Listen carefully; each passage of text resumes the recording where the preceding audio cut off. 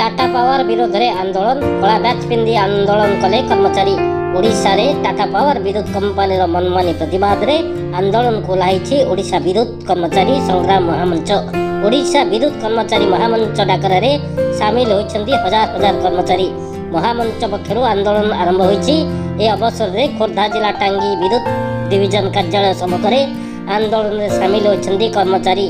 टांगी विद्युत डिविजन अंतर्गत बालुगाँ टांगी विद्युत सब डिविजन 10टी सेक्शन शताधिक कर्मचारी तांकर दाबी पूरण नहेले आगामी दिन में आंदोलन को जोरदार करा सहित संपूर्ण विद्युत विभाग को अचल करा चेतावनी देछन्ति। चिन्मय महांती मेम्बर अच्छी आमर मुख्य प्रसंग हूँ एनपीएस पेंशन स्कीमटा एवं जो सीपीएस अच्छी से सीपीएस दीर्घ दिन अवहेला होती तार कौन एकाउंट्स ना पाखापाखि 100% एभव आम 200 एभव कर्मचारी जन 2005 पर रेगुलर हेले पैसा जो देखा 100% एभव पैसा जीरो देखुँ बर्तमान तो सीटा गोटे निहाती भाव में गोटे बड़ करप्शन एवं स्काम यहाँ कि निर्भुल एवं ता सहित कर्मचारी मान 5 दफा दापी अच्छी से पुंखानुपुंख भाव में टाटा कर्मचारी टाटा कर्तृपक्ष मानवा उचित जहाँफल आज सहस्राधिक कर्मचारी विभिन्न डिविजन रे जो ये आंदोलन बार्ता देते से सहज भाव में नवा उचित नुह।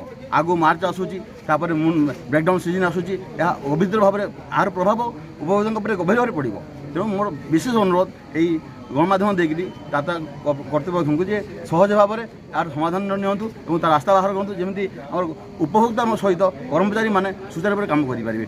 ये रोचे।